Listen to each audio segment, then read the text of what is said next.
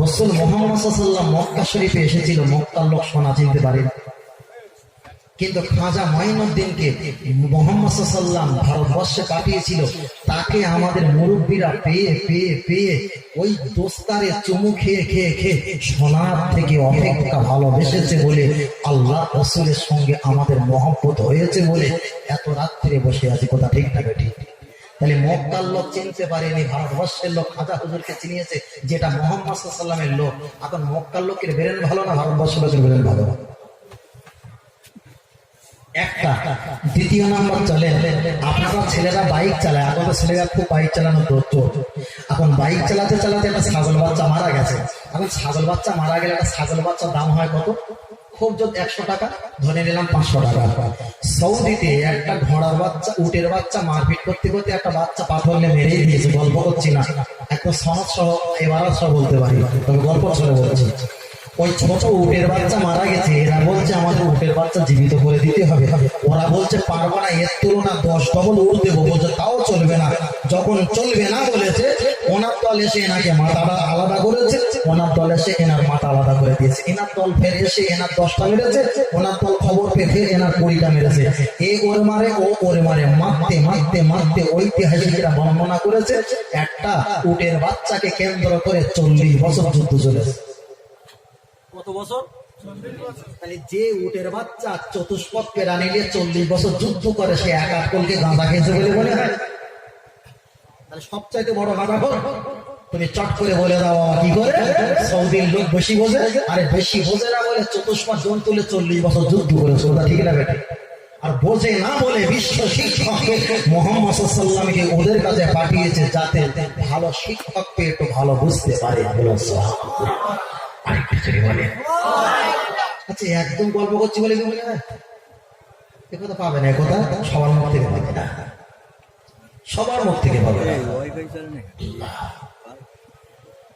আমি আপনাকে জিজ্ঞাসা করতে চাই, একটা বার আপনারা বলেন, মক্কা শরীফে থাকা ভালো না আমাদের ভারতবর্ষে থাকা ভালো? পৃথিবীর ঐতিহাসিক আলেমরা মুফাসসিরেরা বলবে মক্কা শরীফে থাকা ভালো। হাদিস শরীফে এসেছে ওয়াইরা মক্কা তাওয়াইবাদা, হাদিসটা বুখারী শরীফে অংশগ্রহণ করেছে। রাসূল বলেছেন দাজ্জাল যখন আসবে, মক্কা আর মদিনা ছাড়া তামাম পৃথিবী তিনি বন্ধ করে নেবে। ওয়াইরা মক্কা তাওয়াইবাদা, বরং মক্কা আর মদিনা ছাড়া তামাম পৃথিবীর জমিনটা দাজ্জাল দখল করে নেবে। তাহলে পৃথিবীর মানুষকে যদি একটাবার বলি বাবা মক্কা মদিনায় বসবাস করবে না ভারতবর্ষে মরিচিকা, ভাঙড় থানা, কাশীপুর থানা এই এলাকায় বসবাস করবে, পৃথিবীর মানুষেরা দাঁড়িয়ে উঠে বলবে মক্কা মদিনায় আমাদের বসবাস করাটাই ভালো। কিন্তু আমার একটা আফসোস থেকে গেছে, মক্কা আর মদিনায় যদি থাকাটাই ভালো হয়, তাহলে খাজা হুজুরের বাড়ি হলো খোরাসান, ওখান থেকে মাত্র কিছু দিনের রাস্তা সৌদি আরব। তাহলে খাজা হুজুরের উচিত ছিল মক্কা আর মদিনায় থাকা উচিত। ফুরফুরা শরীফে মুসাসি জামান দাদাবীর আবু বকর সিদ্দিক রাহমাতুল্লাহ আলাইহি, এনাদের পূর্বের বাড়ি হলো মক্কা শরীফ। তাহলে এনাদের বংশগত দ্বারা চলে এসেছে এখানে, নিশ্চয়ই আমার আপনার থেকে অধিক জ্ঞানী ছিল, তাই এরা মক্কা মদিনায় থাকতে পারত। টোটাল বাংলার ভিতরে খ্যাতনাম অর্জন করেছেন বসিরাত আল্লামা রুহুল আমিন রাহমাতুল্লাহ আলাইহি। ওনার জীবনে যত আয় রোজগার করেছে, মক্কার মদিনায় গেলে যদি জান্নাত পাওয়া যেত, জীবনে মরণে হজ পাকে গিয়ে আর আসতো না, লুকিয়ে যেত, আর ভারতবর্ষে আসতো না। কিন্তু আমি আপনাকে বোঝাতে চেয়েছি, মক্কার মদিনায় যদি বসবাস করে মারা যাও, যদি জান্নাত পাওয়া যায়, ও ভাইরা একটু কি বলবে? মক্কা মদিনা যেমন বড় একটা দেশ আর শহর, তেমন তো আবু জাহেল বড় বেঈমান আর কাফের। তাই মক্কা এলাকায় মারা গেলে জান্নাত পাওয়া যাবে না। জান্নাত যদি পাওয়া যায়, তাহলে আবু জাহেলের বাড়িও মক্কায়, তাহলে আবু জাহেলকেও জান্নাত দেওয়া দরকার। এবারে হিসাব কি আসবে? মুহাম্মদ সাল্লাল্লাহু আলাইহি ওয়াসাল্লামকে যারা ফলো করে, তাহলে মক্কা মদিনা দোহা দিতে পারবে না। যখন মারা গেলেই লাভ, মারা গেলেই লাভ। আল্লাহ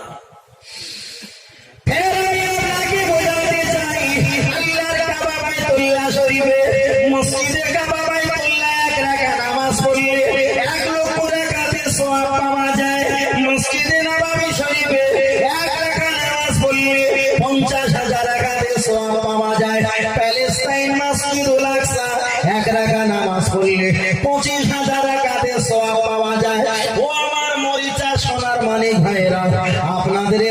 নামাজ পড়লে মাত্র 27 গুণ।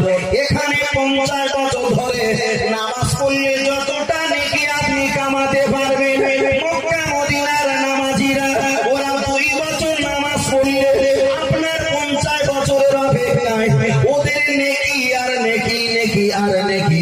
তাহলে ওরা যদি 50 বছর হায়াতে পায়, আমাদের ভারতবর্ষ টোটাল অর্ধেক মানুষ যতটা নেকি করেছে, একটা মুসল্লি 50 বছরে অতটাই নেকি কামিয়েছে। এটাই তার প্রমাণ নাকি ভুল বলছি? এটাই তার প্রমাণ। তার কারণ এখানে আমরা একটা জানাজা মাইয়িত বললে একটা জানাজা মাইয়িতের সওয়াব পাবো, আর মক্কা শরীফে একটা জানাজা মাইয়িতের জানাজা বললে 1 লক্ষ জানাজা মাইয়িতের সওয়াব। তাহলে আগেরটা হয়তো গল্প লাগছিল, বুঝে এসছে জীবনে 1 লক্ষ পড়তে পারবো পারবো না। তাহলে নিশ্চয়ই ভারতবর্ষ অর্ধেক দখল করবে একটা মুসল্লি, একদম ঠান্ডা একটা জায়গায় পৌঁছে দেবো। তাহলে মক্কা শরীফে নেকি আর নেকি, মদিনা শরীফে নেকি আর নেকি, প্যালেস্টাইন মসজিদুল আকসা শুধু নেকি আর নেকি। কিন্তু আমাদের ভারতবর্ষে 27 গুণ বেশি পাওয়া যায় না। এবার আপনাকে একটা কথা বলবো, মক্কা শরীফে ঘর ভাড়া ভালো না মরিচা ভাঙড় থানা কাশীপুর থানা এলাকায় ঘর ভাড়া ভালো? তবু আমাদের শ্রোতাদের ঘোর কাটিনি, এরা বলবে মক্কা মদিনা অবশ্যই ভালো। আমার ভাই, আমার নিকটবর্তী ভাই, তিনিও বলবে মক্কা মদিনায় ঘর ভাড়া ভালো। কিন্তু আর একটা বড় আফসোস থেকে যায়, মক্কার পাশে পৃথিবীর যত হাদিসের গ্রন্থ আছে আপনি নিয়ে আসেন, আমি ঘন্টা খানেক বসে আছি, দেখা যায় পৃথিবীর যত হাদিসের কিতাব আছে একটাই হাদিস বর্ণনা প্রমাণ দেবে কাবা শরীফের পাশে কারোর ঘর নেই কাছাকাছি। সবচাইতে ঘর হলো আবু জাহেলের ঘর। আল্লাহ নবী যখন কাবা শরীফে যাবে, আবু জাহেলের বাড়ির উঠান থেকে উপর দিয়ে আল্লাহর কাবা যেতে হয়। তাহলে এখানে হিসাব পাওয়া যায় নবী পাকের বাড়ি কাবা চাইতে দূরে, বরং আবু জাহেলের বাড়ি কাবার কাছাকাছি। তাহলে কাবা শরীফে ঘর বাঁধলে জান্নাত পাওয়া যায় না। জান্নাত যদি পাওয়া যায় তাহলে আবু জাহেলের বাড়ি কাবার কাছাকাছি, কিন্তু জান্নাত পাওয়া যাবে না। এবার আমি আপনাকে বোঝাতে চেয়েছি মক্কা শরীফে ঘর বাঁধাটা ভালো না মদিনা শরীফে ঘর বাঁধাটাই ভালো? চলেন একটাবার আগিয়ে যাওয়া যাক। আল্লাহ নবী বলেছে মক্কায় হলো 1 লক্ষ রাখা, মদিনায় হলো 50,000 রাখা, আর মসজিদুল আকসা হলো 1 রাকাতে 25,000 রাকাতে সওয়াব। তাহলে 1,50,000 25,000, আর আমাদের এলাকায় মাত্র 27 গুণ। তাহলে ওদের তুলনায় আমাদের অনেক কম, আমাদের তুলনায় ওদের লক্ষ লক্ষ বেশি। কিন্তু আপনারা একটু হাত উঁচু করে বলবেন নেকির দাম বেশি না রহমতের দাম বেশি? ভাই একে শোনা পড়েছে ভাই আওয়াজ, ওখানে করে এসে একরকম, এখানে করছে আর একরকম, চোখ জ্বলছে। যারা লাইভে ছিল তারা ধরে ফেলবে যেহেতু টিভি বই বলে নেকির দাম বেশি না রহমতের দাম বেশি? কোরআনে এসেছে ইয়াউমা ইয়াফিরুল মারউ মিন আখিহি ওয়া উম্মিহি ওয়া আবিহি ওয়া সাহিবাতিহি ওয়া বানিহি। সরকার হয়ে যাবে নেকি নেকি নেওয়ার জন্য, হাসরের মাঠে ভাগ বাড়লা করার জন্য নেকি পর্যন্ত কেটে আর একজনকে দেওয়া হবে, ঠিক না বেঠিক? কিন্তু কোনদিন শুনেছেন রাসূলের পাকের দয়া আল্লাহর রহমত ভাগ নেবে কে? তাহলে মক্কার লোক পেয়েছে কোনটা নেকি? 1 লক্ষ নেকি, 50,000 নেকি, 25,000 নেকি। আমরা নেকি পাইনি, পেয়েছে কি? চলে একটু আগিয়ে যাই। ভালো লাগছে না লাগে না ভাই? আমি আপনার কাছে বোঝাতে চেয়েছি তাহলে মক্কার লোক নাকি পেয়েছে বেশি, মদিনা শরীফের লোক বেশি নাকি পেয়েছে, আর এমনি করে প্যালেস্টাইন মসজিদুল আকসার লোক ওরা বেশি বেশি নাকি পেয়েছে। কিন্তু পাইনি শুধু আমরা নাকি নাকি, ওরাই তো বেশি নাকি পেয়েছে। আল্লাহর কোরআন বলেছেন কিয়ামতের দিন নাকি ভাগ বাটলা করা হবে, এর নাকি ওকে দেওয়া হবে, ওর কাছ থেকে ছিনিয়ে এর কাছ থেকে দেওয়া হবে, নাকি ধাপ দেওয়া লবালবি হবে। কিন্তু আমি আপনাকে বোঝাতে চেয়েছি নেকির চাইতে সবচাইতে আল্লাহ পাকের দয়া, আর রাসূল পাকের দয়া আল্লাহ পাকের রহমত সবচাইতে ভারী, সবচাইতে ভারী আর ভারী।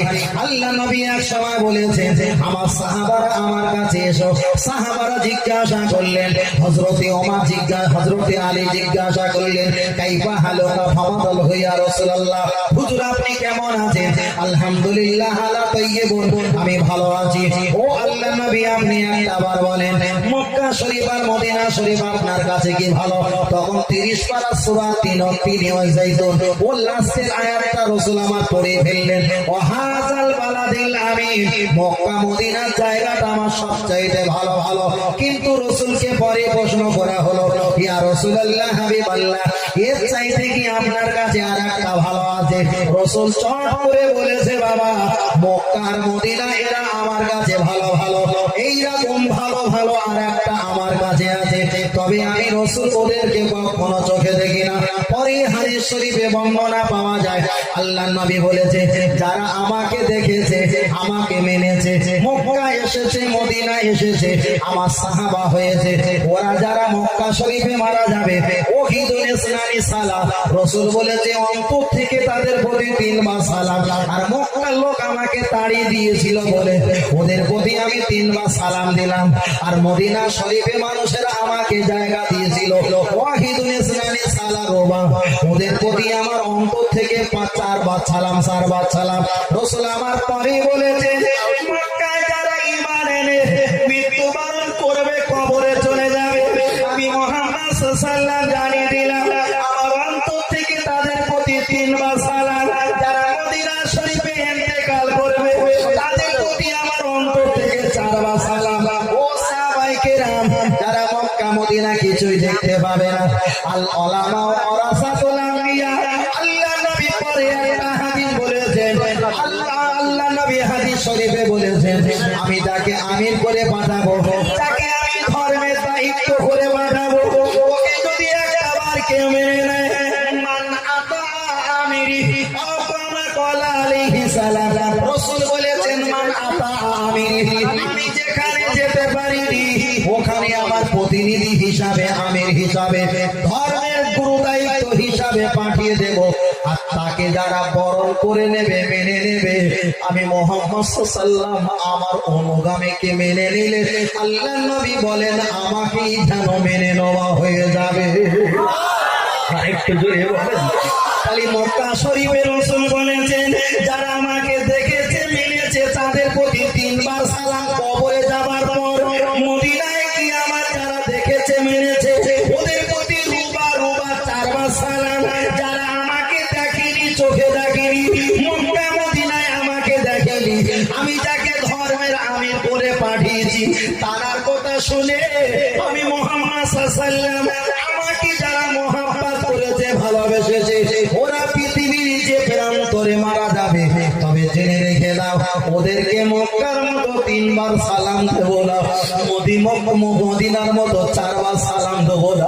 যারা আমাকে দেখতে পায়নি, আমার ওয়ারাসাতুল আম্বিয়াকে মেনে আমার কথাটাই স্মরণ করেছে, আজ আমি মুহাম্মদ কথা দিলাম আলী, মক্কা মদিনায় নেকি বেশি হতে পারে, কিন্তু আমার রহমত 3 বার 4 বার।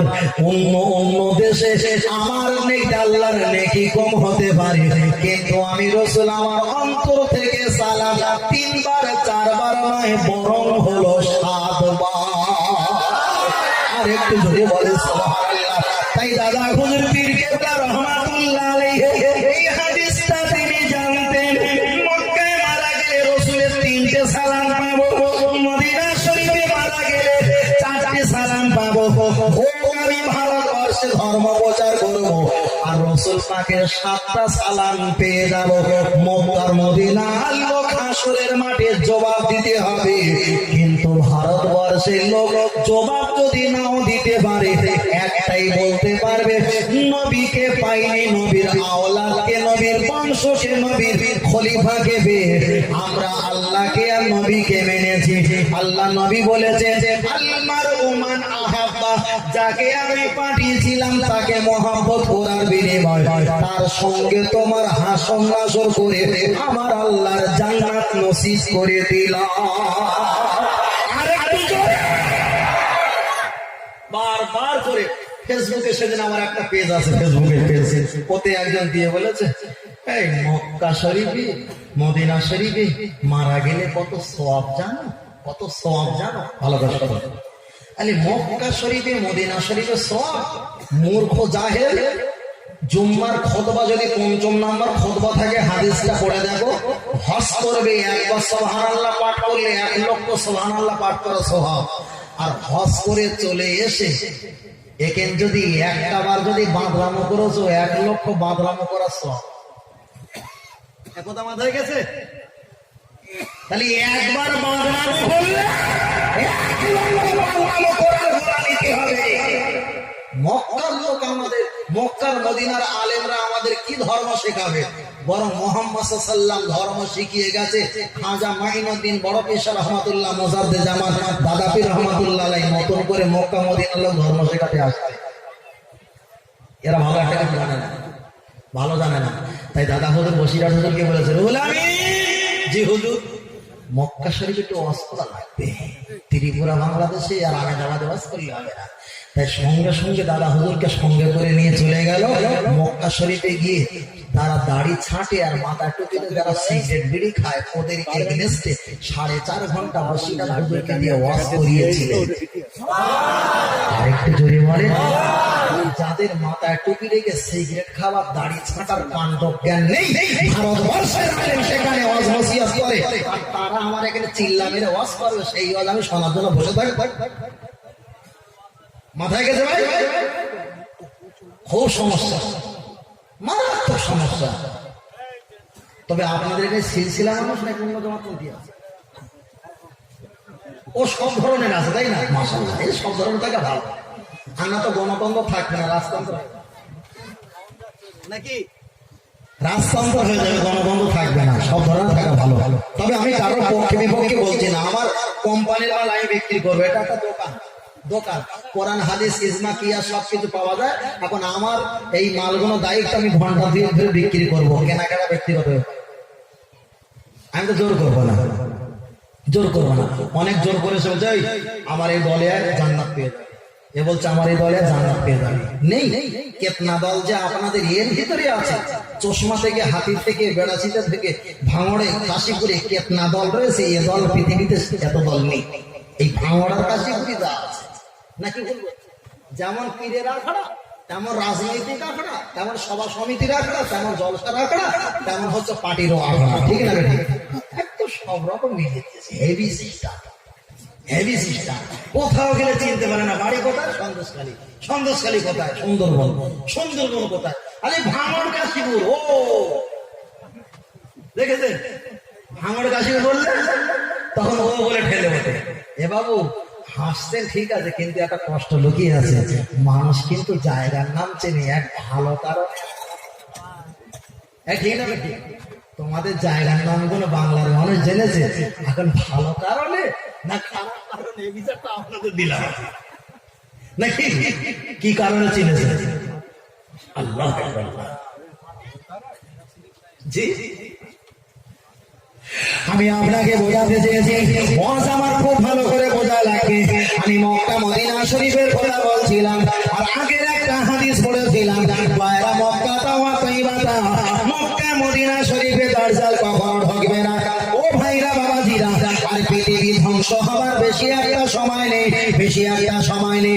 হাদিসের অনুপাতে পৃথিবী কিয়ামত ধ্বংস হবার আর বেশি একটা সময় বাকি নেই। কিন্তু লক্ষ্য করে দেখা যায়, আমি আপনাকে বোঝাতে চেয়েছি, দাজ্জাল পৃথিবীর জমিনে আসবে। ইমাম মাহদী আলাইহিস সালাম তিনিও পৃথিবীর জমিনে আসবে। হযরত ঈসা আলাইহিস সালাম তিনিও পৃথিবীর জমিনে আসবে।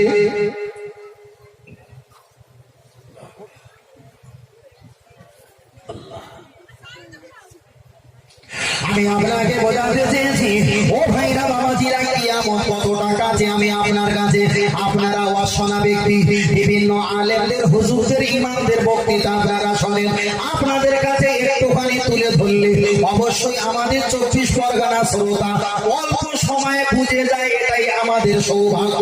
কিন্তু হাওড়া হুগলির কথা আমি বলছি না, ত্রিপুরা, আহমেদাবাদ, গুজরাট, নাগপুর, কানপুর আর দিল্লি, বোম্বাই, গুজরাটে, যত গুজরাটে ওয়াজ করেছি, আহমেদাবাদে ওয়াজ করেছি, আর দেখা যায় এদিকে আসামে সাইডে, গুয়াহাটি সাইডে আসাম দেখা যায়, এদিকে শিলচর, এক কথায় এলাহাবাদে, আহমেদাবাদে কম বেশি ওয়াজ করে যতটা না মজা পাই, আমাদের 24 পরগনায় ওয়াজ করলে তার চাইতে বেশি বেশি আমরা আনন্দ পাই। তার কারণ আমরা যে কথাটা বলি ও কথাটা আমরা সহজে তাদেরকে বোঝাতে পারি, এটাই সবচাইতে বড় অবদান। কিন্তু একটা কথা খেয়াল রাখা দরকার, নবী মুহাম্মদ সাল্লাল্লাহু ভালোবেসেছিল একজনকে, সেটা ছিল আবু বকর। আল্লাহ নবী বলেছেন, ও আমার সাহাবায়ে কিরাম জেনে রেখে দাও, লিকুল্লি নবিয়্যিন রাব্বিকুম ফিল জান্নাতি ওয়া রাব্বিকুম ফিল জান্নাতি আবু বকরিন সিদ্দিক।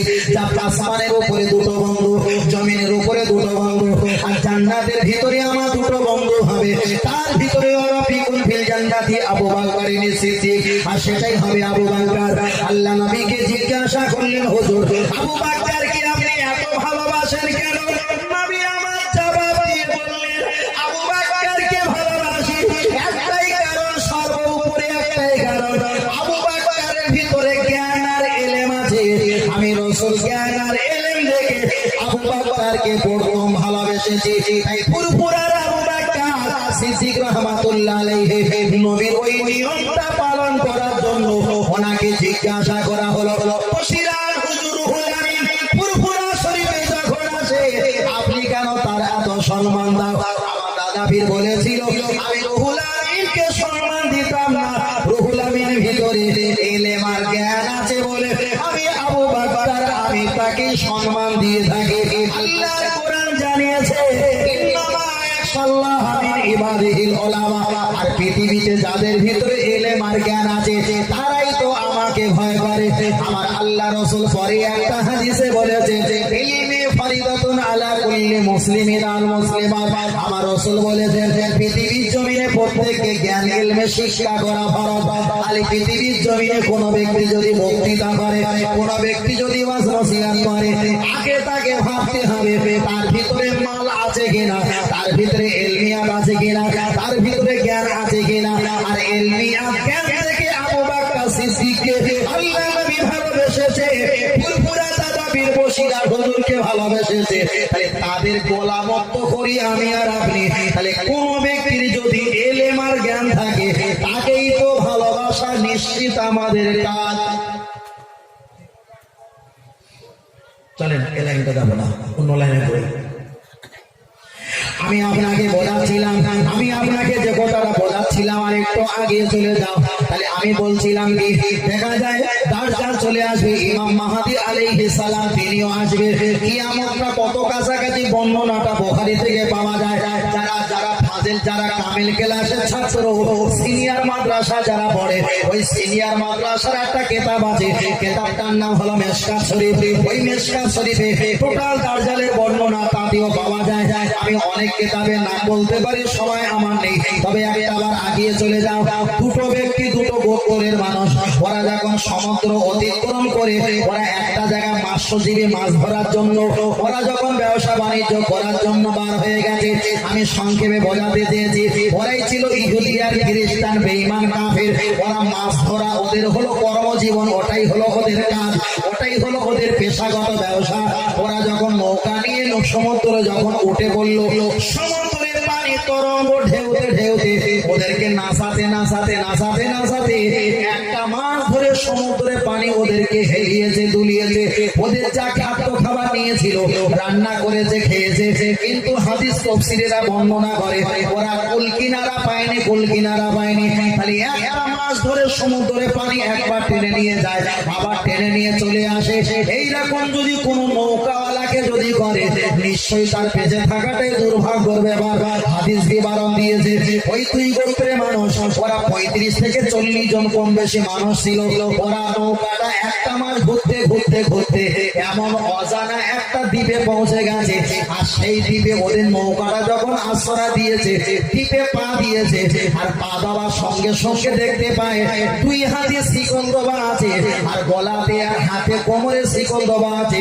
জিজ্ঞাসা করলো, ইসমুকাইয়া কি, তোমাদের নাম কি? উনি বললো, আমি গোপন সংবাদদাতা, আমি নাম বলবো না, একটু ভেতরে চলে যাও। ওরাই জানলো সমুদ্রে গেলে তো আমাদের ফের 1 মাস ঘোরাবে, না খেয়ে মারা যাবো, ওর চাইতে ডেঙায় থাকা যায় ভালো। ভিতরে জঙ্গলে পৌঁছে গেল, দেখতে পাওয়া যায় বিকট একটা চেহারা, বিকট একটা বদন। ওই বদন চেহারা থেকে সামনের কাছে যায়, তফসির কারকেরা বর্ণনা দিয়েছে ওটাই হলো নির্ভেজাল সত্যই সত্য দার্জাল। রসুলের কাছে পরেই বলেছে, রসুল স্বয়ং বলেছে, হ্যাঁ তোমরা যেটা দেখেছো ওটাই হলো আসল দার্জাল। আল্লাহ সমুদ্র দ্বীপে শিকল অবস্থায় বেঁধে রেখেছে। বলো সুবহানাল্লাহ। ক্লাসের নাম বলেছি, কিতাবের নাম বলেছি, যদি বলেন পৃষ্ঠার নাম বলেন তো 2 মিনিট সমাধান বলে দিচ্ছি।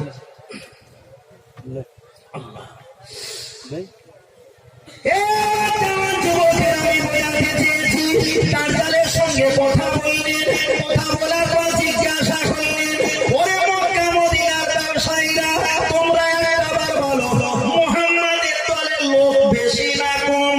দার্জাল জিজ্ঞাসা যখন করেছে, আর এরাই তখন জবাব দিয়েছে, মুহাম্মাদের দলের লোক সংখ্যাটা অনেক বেশি হয়ে গেছে। দার্জাল বলেছে, আমি যখন যাব মুহাম্মাদের দলের লোকগুলো আমার দলে চলে আসবে, ওনার দলটা ফাঁকা হয়ে যাবে। এবার আমি আপনার কাছে বাক্য রচনা করব। মুহাম্মদ সাল্লাল্লাহু দল মানে সত্যের দল, আর ওনার দল থেকে সরে যাওয়া মানে আবু জাহেল বেঈমানের দল। এবার আপনারা একটাই বলেন, আমাদের টোটাল এই থানা মিলিয়ে যদি 10,000 মানুষ থাকে, 10,000 মানুষের ভিতরে 6,000 মানুষ হলো এজিদের দল, 4,000 মানুষ হলো রসুল পাকের ছায়ার তলের দল। এরকম দল আছে না নাই? দল কমবে, কমবে, মার খাবে, ঝাপটাও খাবে, অপমান হবে, অপদস্থ হবে, তবে রসুল বলেছে ওরাই হলো সঠিক পথের অনুগামী হবে। বলুন সুবহানাল্লাহ। আল্লাহ আবার জিজ্ঞাসা করলেন, ওরে মাসুদিনী একবার বলো, মক্কা শরীফে, মদিনা শরীফে, সিরিয়া জমিনে খাজুর গাছের খাজুরের ফলগুলো বড় বড় না ছোট ছোট? ওরা চট করে বলেছে, মক্কার মদিনা শরীফে যত গাছ আছে ওদের ফলগুলো খুবই বড় বড়। আমরা কিতাবে পড়েছিলাম এক একটা খাজুরের ওজন ছিল 250 গ্রাম ওজন। আমরা ঘটকপুকুর থেকে খাজুরগুলো চিনি, কেনাকাটা করা হয়, বাবা এগুলো হলো ছাট, এগুলো হলো ছাট, কিন্তু আসল যে গাছগুলো হাদিস শরীফে এসেছে 250 করে ওজন এক একটা খাজুর, কিন্তু আস্তে আস্তে ফলগুলো ছোট হয়ে গেছে। যারা হাজি সাহেব আছে রাগ করবেন, আমি ক্ষমা চেয়ে বলছি, অনেক হাজি, তবে সব হাজি নয়। এরা যখন হসপাকে চলে যায়, এলাকায় খাজুর চাইবে ছেলেরা, মেয়েরা, বাপরা আসবে, পানি চাইবে, খাজুর চাইবে, তাই ওরা 2 কেজি দামি খেজুর নেয়, আর 10 কেজি পোষা মার্কা খেজুর নেয়। একটা ভালো দেয় আর 3টে পোষা দেয়, নাম চালিয়ে দেয় সৌদির খেজুর। বুঝতে পেরেছেন? একটা ভালো দেবে আর 3টে পোষা মার্কা খাজুর ওই মার্কেটে কিনে এইবার বলে দে ভাই সাউদের খেজুর, মদিনা শরীফের খেজুর। ওই খেজুর আমরা হাতে নিচ্ছি, না আসলে দিনে জলে মুঠো করিনি, কারণ মক্কা মদিনা খেজুর খুব সমস্যা। হে আমার জওয়ান যুবকেরা, আবার জিজ্ঞাসা করেছিলেন দার্জাল, তাহলে মক্কা মদিনা সৌদিতে সবচাইতে এখন দামি দামি খেজুর হয়? বললো জি। তবে বললো, আমি যখন যাব, আমার যাবার যখন সময় হয়ে যাবে, মক্কার মদিনা, সিরিয়া, সৌদিতে খেজুরের ফলন কিন্তু ছোট হয়ে যাবে, খেজুর বড় একটা ফুটবে না। কেতাবের নাম বলেছি, কামেল কেলাস মেশকাত শরীফটা খুলে নেবে, বর্তমান ইন্টারনেট সার্চ করে দেখে, মক্কা শরীফের, মদিনা শরীফে, সিরিয়ায় যত খাজুরের আড়ত ছিল, কিন্তু খাজুর ভালো ফলছে না। তাহলে এখান থেকে হিসাব পাওয়া যায় দার্জালের আসার বড্ড একটা সময় নেই, না আসার সময় নেই, আসার সময় হয়ে গেছে। আবার জিজ্ঞাসা করেছিল, ফরাত নদীর পানিটা অনেক বেশি না গো? ওরা বলেছিল এই মুহূর্তে অনেক পানি আর পানি।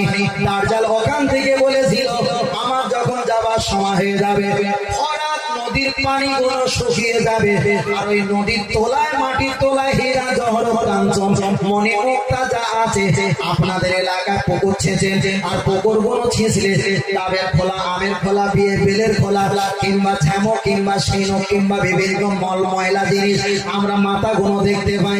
হাদিস শরীফে এসেছে ফরাত নদীর পানিটা যখন শুকিয়ে যাবে, ঠেলা ঠেলা কোনো দেখা দেবে, আসলে ওটাই হলো স্বর্ণের পাহাড়ের মাথা, ওটাই হলো হীরার পাহাড়ের মাথা, ওটাই হলো মুক্তি মুনা কাঞ্চনের পাহাড়ের মাথা।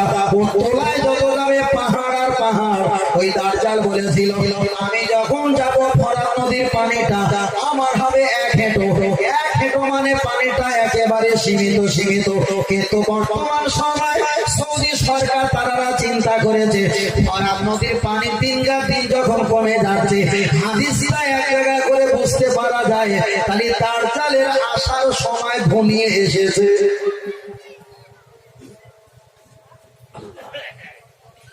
ফের আগিয়ে চলে যাও। ওই সময় দাজ্জাল আবার জিজ্ঞাসা করছে ও মক্কা মদিনার যুবকেরা তোমরা একটা বার বলো, তোমরা একটা বার বলো মক্কার মদিনায় এখন বিচার সালিশ কেমন হচ্ছে? ওরাই বলল ওয়াসারি কত ভক্ত আইডিয়া হমা, তারা চুরি করে ওদের হাত কাটা হয়, রাজুলুনা আওরাতুন ছেলে হোক আর মেয়ে হোক, ওরা চুরি করলে হাত কাটা হয়। আজাদিল শয়তান বলেছিল আমি যখন, আজ থেকে দাজ্জাল বলেছিল আমি যখন যাব তখন এই নিয়মটা চালু হবে না। ওরা পাপাচার কাজে আর অশ্লীল নোংরা কাজে ওরা মর্মরত হয়ে থাকবে, কিন্তু দাজ্জালের কথাটা অক্ষরে অক্ষরে মিলে যাচ্ছে। সৌদি সরকার সালমান কিং হোক আর যেই হোক যারা বর্তমান আছে, ওরা হাত টাঙ্গিয়া ওরা পারমিশন দিয়েছে, ওরা ড্রাইভিং লাইসেন্স দিয়েছে, গাড়ি চালাতে পারবে, ওরা চলচ্চিত্র আর বড় ফিল্ম পণ্য ফিল্ম দেখতে পারবে। তার জন্য বড় একটা ভিডিও শুটিং হল তৈরি করেছে। তাহলে দাজ্জাল বলেছিল আমি যখন যাব হাত কাটার আইন থাকবে না, বরং ওরা দুনিয়ার পাপের কাজে লিপ্ত হয়ে যাবে, অপেক্ষা করবে আর কিয়াদ রাখবে। আমি দাজ্জাল আমার ওই সময় যাওয়ার সময় হয়ে যাবে। বর্তমান সময় দেখতে পাই সৌদির বুকে অনেক বাড়িতে অনেক হোটেলে ট্রেনিং চলছে, মদ চলছে। বাংলাদেশের নারী নিয়ে ওরা পতিতালয় খুলেছে, বাংলাদেশের সেবিকা নিয়ে ওরা দেহ ব্যবসায়ী করা শুরু করেছে, বাংলাদেশের নারীদেরকে নিয়ে অত্যাচার জুলুম করা শুরু করেছে। আর কাশ্মীরের ভালো ভালো অপমা সুন্দরী নারীকে ওরা কাজের মেয়ে হিসাবে তাদের প্রতি অত্যাচার আর জুলুম করেছে। দাজ্জাল বলেছিল আমি যখন যাব ওরা জেনায় লিপ্ত ভর্তি হয়ে যাবে। বর্তমান সৌদিতে জেনা লিপ্ত ভর্তি হয়ে গেছে। দাজ্জাল বলেছিল আমি যখন যাব ওরা পাপাচার অন্যায় কাজে জর্জরিত হয়ে যাবে। বর্তমান নারীদের স্বাধীনতা দিয়েছে, ওরা স্বামীকে ইচ্ছা করে ডিভোর্স দিতে পারে, সৌদি সরকার দিয়েছে। দাজ্জাল বলেছিল আমি যখন যাব খাজুর গাছের ভালো আর ফসল হবে না। বর্তমান সময় সৌদি মরকে দেখা যায় মক্কা মদিনা খাজুর গাছে ভালো আর ফল পাওয়া যায় না। দাজ্জাল বলেছিল আমি যখন যাব তখন ফরাত নদীর পানিটা শুকিয়ে যাবে। বর্তমান সৌদি দেখা যায় ফরাত নদীর পানিটা অনেক কম হয়ে গেছে। এ আমার বাচ্চিরা আমি আপনাকে একটাই কথা বলছি, রাসূল আমার বলেছিল ও আমার সাহাবায়ে কেরাম জেনে রেখে দাও মান আতানি, কেউ যদি আমাকে মানে ফাকাদ আতাল্লাহ আমার আল্লাহকে মানা হবে, মান আসানি কেউ যদি আমাকে অস্বীকার করে ফাকাদ আসাল্লাহ আমার আল্লাহকে অস্বীকার করা হবে। মান আতা আমিরি আমার কোন আমির হয়ে যারা সত্য কথা বলবে, আমার আমির হয়ে লেবার হয়ে, আমার দেখা যায় মুরিদ হয়ে, আমার কর্ম কাজের জন্য কোন একটা সমাজে ব্যক্তি লাইনে দাঁড়িয়ে যাবে, মান আতা আমিরি ওই আমিরটা আমার কথা বলবে, আমার পথে প্রতীক হবে, আমার নামে ডাকবে, আমার কাছে আসতে বলবে। আর ওই আমিরকে যখন সত্য কথা বলার জন্য তার উপরে অন্যায় অনাচার অবিচার দুর্নীচার শুরু হয়ে যাবে, তোমরা অপেক্ষা করবে পৃথিবীর জমিন থেকে সত্য যখন উঠে যাবে তোমাদের উপরে আমার আল্লাহ বড় বড় আযাব আর গজব দান করবেই করবে।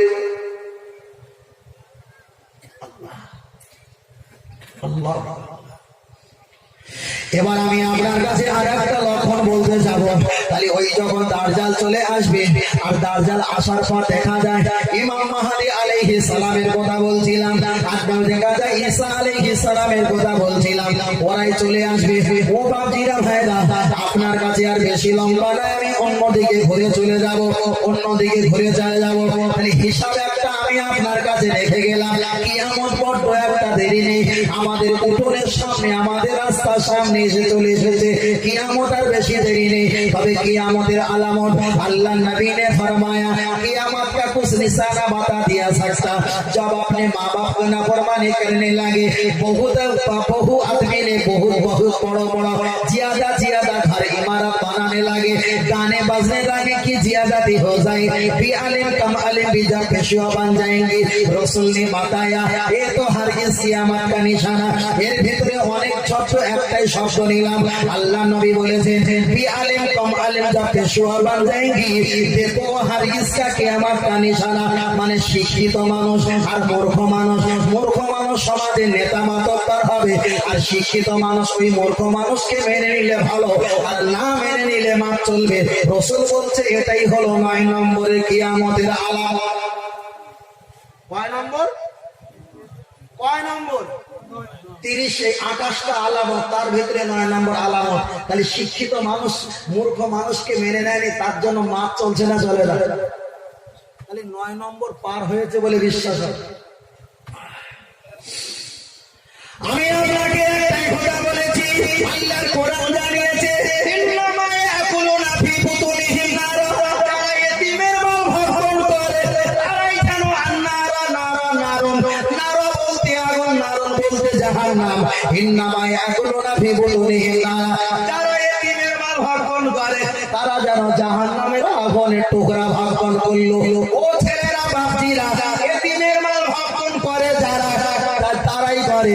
যারা মূর্খ হয় আর জাহেল হয় তারাই এতিমের মাল ভক্ষণ করে, আর যারা শিক্ষিত হয় তারা এতিমের মাল ভক্ষণ করে না, বরং তারা 1000 টাকার ভিতরে 250 কিংবা 25 টাকা জাকাত আর ফিতরা বার করে ওই এতিমের গালে তারা পিপাসা মেটানোর জন্যই দেয়। জোরে বলে সুবহানাল্লাহ। এ বাপজিরা ভাইরা, লক্ষ্য করে দেখা যায়, আমি আপনার কাছে একটা কথা বলতে চেয়েছি। সুন্দরবনে আমার বাড়ি ঠিকানা দেই, সন্দেশখালী থানা বলে ঠিকানা দেই, কিন্তু আমার বাড়ি সাতটা তালতলা। আমি মফিজুল ইসলাম, অনেকে চেনেন আলহামদুলিল্লাহ। ভালো রাস্তা দিয়ে যখন জলসা যায়, একদিকে দিনাজপুর মালদা, অপরদিকে পুরুলিয়া, অপরদিকে দেখা যায় শিলিগুড়ি, অপরদিকে কুচবিহার, শীতলকুচি, মাথাভাঙা থানা। এখন থেকে 513 কিলোমিটার হলো আসাম। নিজের প্রাইভেট কার নিয়ে যাওয়া আসা করি। রাস্তার মাঝে হোটেল থাকে, লাইন হোটেল, একটু চা পানি খাওয়ার জন্য একটু গাড়ি কোনো হোল্ড করা হয়। চাচাকে দেখতে পাই রাত 2:30টার সময়, চাচাজি টিভি দেখছে। আর টিভির ভিতরে হয় কি আমরা অনেকে জানি, টিভির ভিতরে হয় পশু পাখির ছবি, হয় বাঘ ছুটে যায়, হাতি ছুটে যায়, ভেড়া, ছাগল, পিপিলিকা কিংবা বক কিংবা পাখি কিংবা সাপ, সমুদ্র, নদী যে ডিসঅ্যান্টোনা বলা হয়, এগুলো আমরা অনেকে দেখতে পাই। এখন চাচাকে জিজ্ঞাসা করছি, চাচাজি একটা কথা বলবো। জিজ্ঞাসা করছে, বলো খোকা বলো, যে এত রাত্রে তুমি টিভি দেখছো আর একটা কুমির এই এত বড় তিমি মাছকে খেয়ে নিয়েছে, চাচা এটা কি ঠিক করেছে? চাচা হাসির ছলে বলছে, বাবা এগুলো তো বই, এগুলো তো বানানো, এগুলো কম্পিউটার বানানো, এগুলো ফিল্মে তো ঠিক নয়। তবু চাচাকে বললাম ঠিক নয় এটা আমি ভাবলাম, কিন্তু আমাকে একটু বোঝাবে, একটা কুমির হলো 10 হাত আর 50 হাত তিমি মাছকে কিভাবে চিবিয়ে খায়? আমাকে জিজ্ঞাসা করছে, খোকা তোমার বাড়ি কোথায়? আমি বললাম, চাচা আমার বাড়ি হলো 24 পরগনা, সুন্দরবন। চট করে চাচা বলেছে, সুন্দরবনের লোক তো এত বড় বোকাশোদা হয় না। কেতনা পাকা বুড়ো বলে সুন্দরবনের লোক এত বড়, ও জানে যে সুন্দরবনে মাল আছে, জানে না যে বাঘ, হাতি, ঘোড়া, সিংহটা দেখছি এ সব কটা মাল ওখানে আছে না নেই? আছে না নেই? তাই এ ছেলে যখন এখানে পাকামো করছে, তবে একই মাল না। তাই বললাম, চাচা এই যে এত বড় একটা কুমির, চাইতে এত বড় মাছ খেলো কি করে? তা বলছে, খোকা আমাদের এলাকায় 22টা পায়খানা ঘরে এসছে, 3টে মেম্বার মিলে খেয়েছে। কি খেয়েছে? 22টা পায়খানা ঘর, বাথরুম ঘর খেয়েছে কটা মেম্বার? তিনটে মেম্বার। এখন যারা পায়খানা ঘর খায় আর কুমির মাছ খায়, এখন কার খাওয়াটা ভালো? চাষা কথা বলে না। এখন কুমিরের খাদ্য মানানসই আছে না নেই? মানানসই আছে তো, কিন্তু মানুষের খাদ্য কি মানানসই আছে? ও তো বাথরুম ঘর খেয়েছে।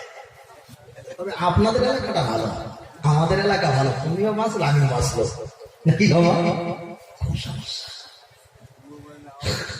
খুব সমস্যা। আমি আপনাকে বোঝাচ্ছিলাম যে কথাটা বলতে বলতে চলে এসেছি। ও ভাইরা বাবাজিরা, এই শীতের বস্ত্র অনুষ্ঠান কেন্দ্র বিন্দু করে অনেক জায়গায় দেখতে পাই কি রাজনৈতিক মহল, কি রাজনৈতিক মহল, ওরা পাড়ায় পাড়ায় এ পার্টি ও পার্টি করে করে 10 লক্ষ টাকা তারা তুলেছে কম্বল। এখন 1 লক্ষ টাকা ওরা মাইক ভাড়া, প্যান্ডেল ভাড়া আর কম্বল ভাড়া করেছে। আর 9 লক্ষ টাকা ওদের পকেট জাত হয়েছে, দিয়ে দিল এটাকে অমুক, এটাকে অমুক, নাম হয়েছে অমুক জায়গায়। শীতের বস্ত্র বিতরণ করা হয়েছে, আলহামদুলিল্লাহ ভালো। কিন্তু 10 টাকার ভিতরে 9 টাকা ওদের পকেটে, আর 1 টাকা তো ফকির মিসকিনের পকেটে, 1 টাকা তো ফকির মিসকিনের পকেটে। তাই কোরআন বলেছে ইন্নামা ইয়াকুলুনা ফি বুতুনিহিম নারা, যারা এতিমের মাল ভক্ষণ করে খায় ওরাই যেন জাহান্নামের টুকরা ভক্ষণ করে খেলো। ও বাপজিরা ভাইরা, আমি আপনাকে বোঝাতে চেয়েছি এতিমের মাল জীবনে আপনি খাবেন না, জাকাতের মাল যাদের খাওয়া না যায় খাবেন না, ফিতরার মাল যাদের খাওয়া না যায় তারা কখনো খাবেন না। কিন্তু আমি আপনার কাছে আরেকটা কথা বলবো, আপনাদের এলাকায় মসজিদ আছে, আর এই মসজিদে যদি রাজনৈতিক লোক যদি 10 টাকা দেয়, জায়েজ কি না যায় এটা পরের ব্যাপার। কোন হিন্দু ভাই যদি 2000 ইট দেয়, নোবা যাবে না? যাবে না? কথা বলো না কেন? যাবে না কে বলেছে? কারা কারা যাবে তো হাত তুলে নিলে খুশি করে দিয়ে নেওয়া যাবে। আর তোমরা বলেছো যাবে না, বাঁচবে তো? বাঁচবে তো? আচ্ছা, খুশি করে নিলে দেওয়া যাবে তাই না? ওরা আমার বলেছে তুমি একটু শুকর খাও না, খুশি করে। খুশি তো কি? এই আমি মশলা বলছি না, আমি বাংলা ভাষা বলবো, কত আপনারা দেবেন, কি নাম দেবেন? আর সবাই বলছি আলহামদুলিল্লাহি রাব্বিল আলামিন। সমস্ত প্রশংসা কার? আমি বলেছি আয়াত, মানে বলেছে কারা? আপনারাই বলেছে। ঠিক এরকম সেম বলাবে, একটু অপেক্ষা করে। এখন আমি একটা মেয়ের সঙ্গে সাপোজ ধরে নিও না, আমি একটা মেয়ের সঙ্গে সাপোজের প্রেম করতাম। এখন এই মেয়ের সঙ্গে প্রেম করেছে আমার চাষতে ভাই, আর আমার ফুফুতে ভাইয়ের বন্ধুর বড় ভাই হয়, সম্বন্ধের নাতির একটা বন্ধু। প্রেম করার পরে বিশাল বাড়ি অশান্তি, বিশাল ঝামেলা সৃষ্টি হয়েছে। তার রাস্তা দিয়ে যেতে যেতে যেতে চাষিটা ডেকেছে, কসি মফিজুল এখানে এসে। আমি বললাম আবার ফাঁকা ফাঁকায় নাকি, যার জন্য এত কিছু হয়েছে। মশলা গল্প করছে, কি সুন্দর বোঝাচ্ছে দেখে। এখন আসতে করে গেলাম, বলছে সেই রমিজা একটু হাতে করে গোস্ত রান্না করেছে, তুমি একটু টিফিন ক্রিয়া করে বেজা। আমি নেবো না, চাষি শুনবে না। আমার তো রাগ হচ্ছে, যে মেয়ের জন্য এত কিলোর কীর্তি, তার হাতে গোশ বাড়ি নিয়ে যাবো। চাষি যখন দিচ্ছে নিয়ে যাই, টিফিন ক্রিয়া করে বাড়িতে নিয়ে গেছি। বাড়ি কিনে জিজ্ঞেস করছে টিফিন ক্রিয়াতে কি এলে? গোস্ত। কমিটি ছেলে দিয়েছে না? কে দিয়েছে? বলি রমিসার মা দিয়েছে, রমিসা রান্না করেছে। বলিস যে মেয়েটার জন্য 4 রাস্তায় বিচার হচ্ছিল, সেই মেয়ের হাতের গোস্ত রান্না আপনি নিয়ে এসছেন? আমি বললাম হ্যাঁ। আচ্ছা, আমার স্ত্রী যদি সত্যিকারে যদি মেয়ে লোক হয়, ওই গোস্ত খাবে না ফেলে দেবে? এই ফাঁকি দিলে হবে না, ফাঁকি দিলে হবে। ওই গোস্ত আমার স্ত্রী খাবে না ফেলে দেবে? শুধু ফেললে ছাগলে বিড়িলে খাবে বলে হচ্ছিল নাকি, যাতে কেউ না খেতে পারে, কেউ না খেতে পারে। তা আমি স্ত্রীকে জিজ্ঞেস করলাম যে তুমি গোস্ত নিয়ে চুলোই তো উনানে ফেলে দিলে কেন? বলে যার জন্য আমার সংসারে আগুন জ্বলছিল, তার জিনিসটা আগুনে দেওয়াই ভালো, তাই না? তার কারণ উনি জানে যদি আর একটা স্ত্রী আসে আমার এগনেস্টে, পক্ষে না বিপক্ষে, বিপক্ষে নাও বলতে পারে, অশান্তির শেষ থাকবে না। এবার একটা কথা বলেন, আল্লাহ মসজিদ কার ঘর? আল্লাহর ঘর। আমাদের স্রষ্টা কয়জন? একজন। আচ্ছা, এর ভিতরে যদি আরো 10টা স্রষ্টাকে ঢোকানো হয়, ঝগড়া হবে না? হবে হবে তো। তাই ওরা বলেছে 3.5 দেখা যায় 3.5 স্রষ্টা কিংবা 36 কোটি স্রষ্টা। আমাদের স্রষ্টাকে এখন ওদের স্রষ্টার কাছ থেকে যদি 2000 ইট নিয়ে আমার স্রষ্টার ঘরে যদি ইট গাঁথি, আমার স্ত্রী যদি সতীনের ওই বস্ত্রটা যদি উনানে ফেলে দেয়, আমার আল্লাহ ওই ইট নিয়ে কোথায় ফেলবে? মানে জাহান্নামে অত সুন্দর জায়গা দেবে না, আরো কোন গর্ত আছে সেই গর্ত দেবে। আল্লাহ বোঝাতে চেয়েছেন যে ওরা যে স্রষ্টাকে স্রষ্টা বলে সব আমার এগেইনস্টে, আমার বিরোধিতা করার জন্য স্রষ্টা বানিয়েছে। আর সেই স্রষ্টার মুরিদের কাছ থেকে টাকা নিয়ে তোমরা আমার ঘর বড় করবে, আমার দরকার নেই, দরকার নেই। তাহলে একটা স্ত্রী যদি সতীনের গোস্ত যদি না খেতে চায়, আমার আল্লাহ আর একটা বেঈমান কাফেরদের ওই ইট ভ্যানে করে আর প্যাকেটে করে টিফিন ক্যারিয়ার করে আল্লাহর ঘরে দেবো, আমার আল্লাহ কি করে নেবে? অনেক মসজিদ আছে রাজনীতির মহলে ভরে, মসজিদে 10,000, 5,000, 20,000, 30,000 টাকা দান করে দেয়। ও মসজিদে নামাজ হবে? ও মসজিদে নামাজ হবে না। যদি কেউ মুফতি ফতোয়া দেয় যে নামাজ হবে, ও মুফতি হয়নি, মনে হচ্ছে খালার বাড়ি 3 বছর কাটিয়েছে। খালাতে বোন বেঁচে ছিল, 3 বছর কাটিয়েছে, মুফতি হয়নি। কোন রাজনৈতিক লোক যদি বলে হুজুর রাজনৈতিক লোক টাকা নেবে, অসুবিধা কি? রাজনৈতিক লোক মাত্র মাইনে কত? সারা মাসে 5,000 টাকা। পিওনের মাইনে কত? 16,000 টাকা। এমপির মাইনে কত? 60,000 টাকা। প্রধানমন্ত্রীর মাইনে কত? 1,80,000। মুখ্যমন্ত্রীর মাইনে কত? শুধু 80। ঠিক আছে বলছি, শুধু 80। আগে ছিল প্রধানের মাইনে ছিল 1600, 1,500 টাকা, তারপরে 3,000, তারপরে হয়তো 7,500 টাকা। আমি বলছি ভাই, যদি হালাল টাকা হয় নেবে, কোন রাজনৈতিক মহলের টাকা আমার আল্লাহর ঘরে নেওয়া যাবে? নেওয়া যাবে না। ওই বাপ মারা গেলে তো পার্টির লোক তো 2 বস্তা চাউল আর 1 বস্তা ডাল দেয়, দেয় না? দেয় তো। কি করে নেওয়া যাবে? ও টাকাটা কিসের? ও টাকাটা কিসের? চলবে না, কখনো চলবে না, কখনো চলবে না। এগুলো বন্ধ করা লাগবে। আমি আপনাকে বোঝাতে চেয়েছি সবচেয়ে বড় ইবাদত সেটা হলো নামাজ। নবী আমার হাদিস শরীফে বলেছেন, আফদালুল ইবাদাত ইবাদাতে সালাত, সবচেয়ে বড় ইবাদত সেটা হলো নামাজ, নামাজ, নামাজ।